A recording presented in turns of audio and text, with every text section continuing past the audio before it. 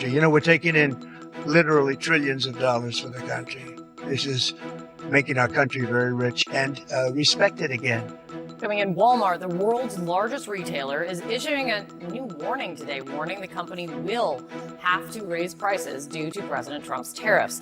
Walmart is picking up the pace of raising prices this month. The retail giant says it's having to offset the impact of President Trump's tariffs. In a recent CBS News poll, 2 out of 3 Americans told us they're stressed about their own finances. 3 out of 4 said their incomes are not keeping up with inflation. Once the unwavering representation of America's promise of consistently low pricing, Walmart is now facing an unavoidable reckoning. The retail behemoth prospered for decades by delivering deals to families who relied on it and absorbing shocks. However, even Walmart's enormous empire has reached a breaking point in 2025. Its own executives acknowledge that tariffs are reducing profits beyond what the business can sustain and warn that if the pressure is not stopped, supply chains may break and shelves may become bare. The statements made by CFO John Rainey and CEO Doug McMillon are no longer just business speak. They resemble warning signs aimed directly at the White House. However, Walmart's core customers bear the brunt of this dilemma. Due to increased costs, middle-class and low-income households, the very cornerstone of its business model, are suddenly the ones who are most impacted, having to reconsider every purchase. The question that remains is this one.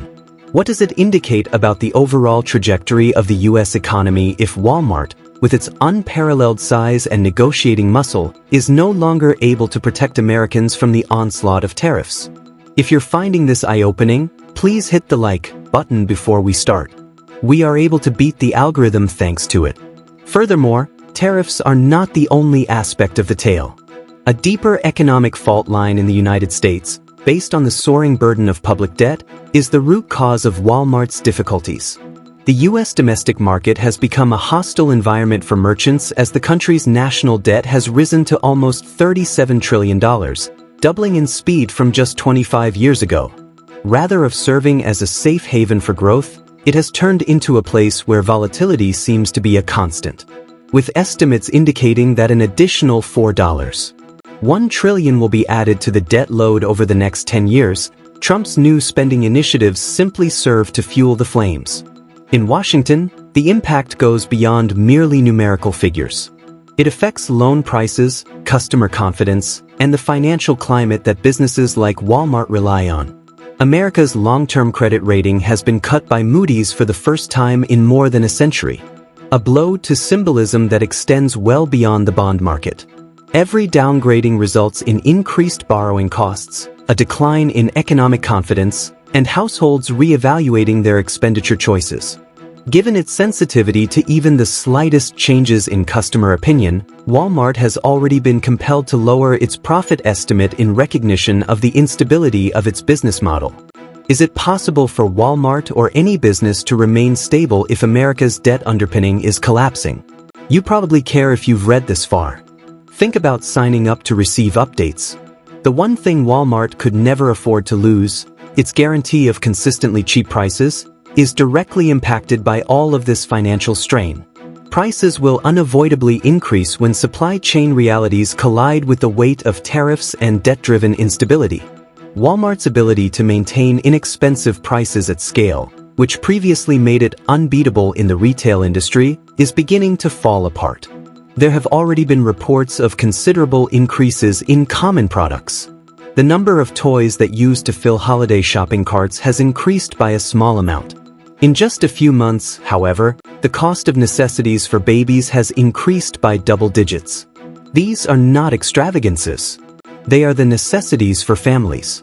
Additionally, when household budgets are already strained thin, even little increases have a significant impact. The trend is supported by the larger picture. Readings from the Producer Price Index have been steadily rising month after month, indicating that suppliers are raising prices. The situation has changed for a corporation like Walmart, which made its fortune by negotiating with suppliers and maintaining low-cost inventory. Walmart is now compelled to pass expenses on to its own customers rather than absorb shocks. That choice goes right to the core of the brand. Walmart was more to millions of Americans than just a retailer. It served as a haven from other places' growing expenses. However, as prices keep rising, the idea that Walmart is a shelter for working-class people is starting to erode. The cracks are apparent, and for the first time, customers are publicly doubting whether Walmart can still fulfill the promise that shaped its history. Walmart has been forced into areas it previously considered secondary as a result of the erosion of its price advantage. Walmart is heavily depending on other revenue streams to sustain profitability rather than just retail margins. Nowadays, advertising is the most notable example. Recently, Walmart Connect, its in-house advertising platform, had a sharp increase in growth, demonstrating that the store is now offering its customers access to more than just products. At a time when core businesses are struggling to stay up, membership fees and marketplace commissions provide an additional layer of padding to the balance sheet. Indeed, according to some analysts, these side ventures now make for about half of Walmart's reported added earnings. This pivot demonstrates both susceptibility and resiliency. Vulnerability in that these pillars were never intended to support Walmart's whole empire, but resilience in coming up with new methods to make money. The truth is that the force of the consistently low prices model cannot be completely replaced by digital advertisements or membership benefits. Rather than pretending to be a media platform or digital firm, Walmart established its name on volume and cost. As these changes become increasingly apparent, the business appears to be a retailer trying to reinvent itself rather than the clear leader in cost effectiveness. By doing this, Walmart runs the risk of losing both its competitive pricing advantage and the reputation that helped establish its brand. Walmart's model has flaws that extend beyond the customer side of the equation. They are spreading throughout all of its partners and suppliers. What started out as higher shelf prices has evolved into a more serious structural issue. There is stress on the supply chain itself.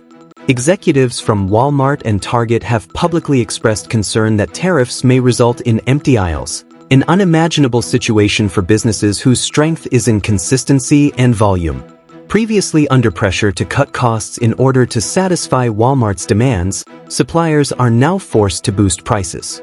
Walmart's decades-old power dynamic is reversed by that change. The store is bargaining from a weaker position, having to accept price increases or risk losing product availability entirely rather than setting terms. Negotiations are just one aspect of the ramifications. For many families, necessities like groceries, housekeeping necessities, and even electronics, once thought of as the foundation of economical living, are slipping into the category of luxury. The fundamental notion that Walmart is the store for everyone starts to fall apart when necessities start to seem out of reach. Furthermore, it goes beyond suppliers and shelves. The whole Walmart value chain, including warehouses, logistics centers, and frontline stores, is now at risk of shrinking. The company's ecosystem may experience a slow-motion recession if margins keep becoming smaller and inventory flows get weaker. A decline like this doesn't stay contained for a business the size of Walmart. It has an impact on the entire American economy. The situation in Canada appears very different from Walmart's difficulties to maintain its position in the US. By lowering internal trade barriers, Ottawa has opened up new economic opportunities and made the climate more stable for suppliers and retailers. Canada is becoming a safe haven as the supply chain and capital move, with rail networks and ports that stand in stark contrast to America's debt-ridden, tariff-ridden system. This gap is most noticeable to consumers. There are fewer deals and growing costs for U.S. consumers. The Buy Canadian movement has strengthened solidarity and increased confidence while in Canada. The similarity is uncomfortable for Walmart. Just across the border, what looks to be a desperate defense in America is actually consumer optimism, underscoring how brittle its fundamental promise has become. Walmart was more than just a retailer for many years. It served as a representation of American might and purchasing power. Its catchphrase, "Everyday low prices," which promised affordability at scale, became ingrained in the national identity. That pledge seems like a thing of the past now. Walmart's downfall reverberates throughout the retail industry, dragging rivals and suppliers into the same turmoil due to tariffs, debt, and broken supply chains. A once stable industry suddenly appears vulnerable, and the business that was supposed to support it is now seen as weak. The disparity is only heightened by Canada's ascent. Its markets have been reinforced by policy changes and consumer solidarity, casting doubt on Walmart's leadership and suggesting that the retail hub of North America may be changing. Ultimately, Walmart's greatest loss could not be low prices but rather customer trust, which is much more difficult to regain than financial gains. The tale of Walmart's collapse is not limited to retail. It serves as a mirror reflecting the state of the American economy. For many years, the business personified the American consumer's tenacity, which has been the cornerstone of U.S. success domestically and influence internationally. However, it raises uneasy concerns about the longevity of that basis when the biggest shop starts to crumble. Is the American consumer, the driving force behind global demand, also collapsing if Walmart is unable to fulfill its promises?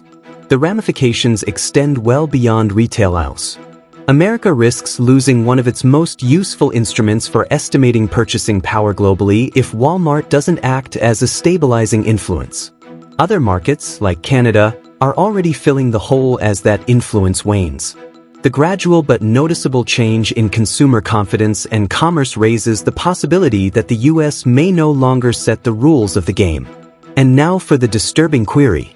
Who will continue to believe in the unwavering strength of the American economy if Walmart, the very representation of affordability and scale, is unable to maintain its position? And with that, we conclude this analysis. Walmart's problems go beyond simple business errors. They are indicators of a more profound shift in the way economies strike a balance between trade, debt, and consumer confidence. The next 10 years of global retail and finance will be shaped by the U.S.'s ability to adjust or by competitors' ability to take advantage of the opportunity. However, what are your thoughts? Is Walmart's collapse the first rift in the American economy, or is it just a passing misstep? I appreciate you staying. To encourage more stuff like this, please like and subscribe if you thought this was helpful.